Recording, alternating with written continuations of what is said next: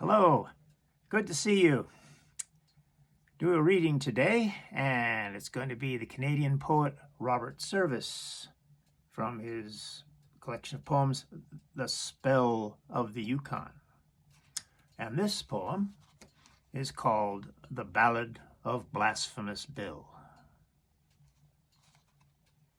I took a contract to bury the body of Blasphemous Bill Mackay.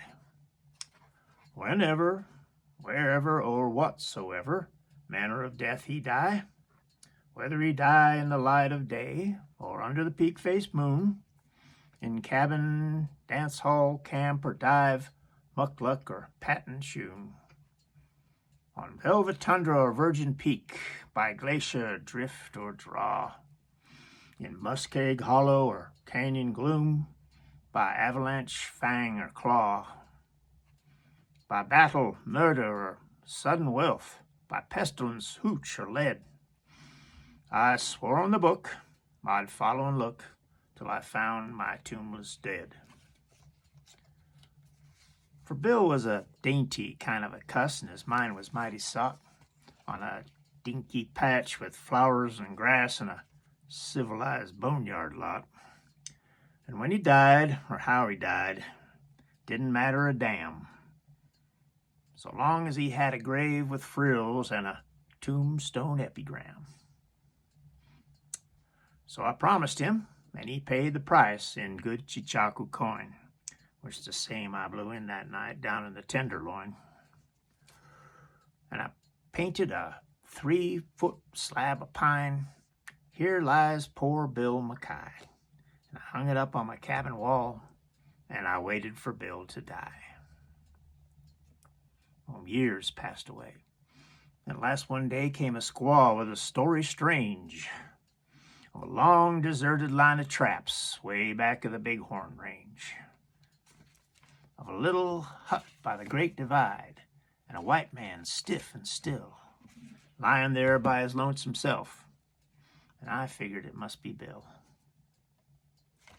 So I thought of the contract I'd made with him, and I took down from the shelf the swell pine box with the silver plate he'd picked out for himself, and I packed it full of hooch and grub and slung it on the sleigh, and I harnessed up my team of dogs and was off at the dawn of day.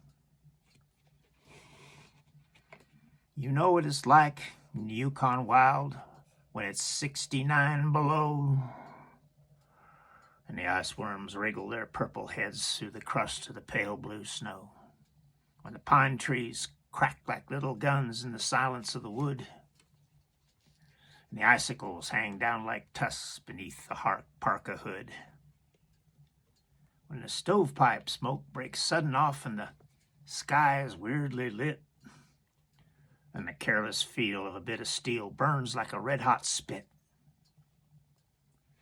when the mercury is a frozen ball and the frost fiend stalks to kill.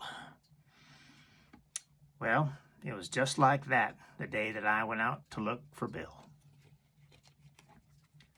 Oh, the awful hush that seemed to crush me down on every hand as I blundered blind with a trail to find through that blank and bitter land.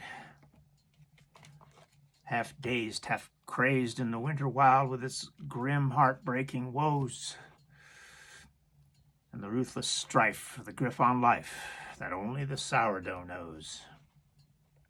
North by the compass, north I pressed, river and peak and plain, past like a dream I slept to lose and woke to dream again.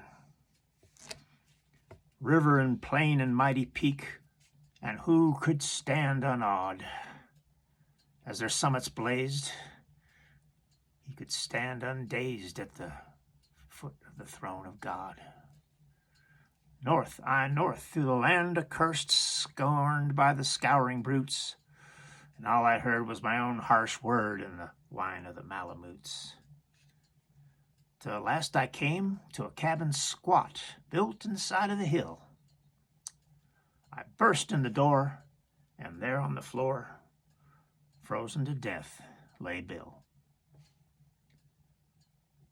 Ice, white ice like a winding sheet, sheathing each smoke-grimed wall, ice in the stovepipe, ice in the bed, ice gleaming over all, sparkling ice in the dead man's chest, glittering ice in his hair, ice in his fingers, ice in his heart, ice in his glassy stare. Hard as a log, and trussed like a frog, with his arms and legs outspread, I gazed at the coffin I'd brought with him, and I gazed at the gruesome dead. And as I spoke, Bill liked his joke, but still, gall darn his eyes, a man ought to consider his mates in the way he goes and dies. You ever stood in an Arctic hut in the shadow of the pole, with a little coffin, 3 by 6, and a grief you can't control? Have you ever sat by a frozen corpse that looks at you with a grin and seems to say, "You may try all day, but you'll never jam me in"? I'm not a man of the quitting kind, and I never felt so blue.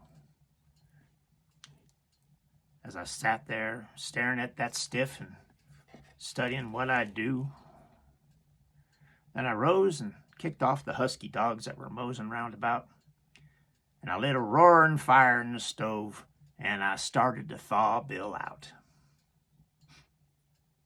Well, I thawed and thawed for 13 days, and it didn't do no good. His arms and legs stuck out like pegs as if they was made of wood. Till at last I said, "It ain't no use. He's froze too hard to thaw. He's obstinate. He won't lie straight, so I guess I got to saw." So I sawed off poor Bill's arms and legs, and I laid them neat and straight in the swell pine box he had picked himself with a dinky silver plate. And I came nigh near to shedding a tear as I nailed him safely down. And I stowed him away on my Yukon sleigh, and I started back to town. So I buried him, as the contract was, in a narrow grave and deep, and there he's waiting the great cleanup when the judgment sluice heads sweep. And I smoke my pipe and I meditate in the light of the midnight sun, and sometimes I wonder if they were the awful things I'd done. And as I sat and the parson talks expounding on the law, I often think of poor old Bill and how hard he was to saw. Well, that's it. Thank you very much. Oh, and like and subscribe. Thank you very much.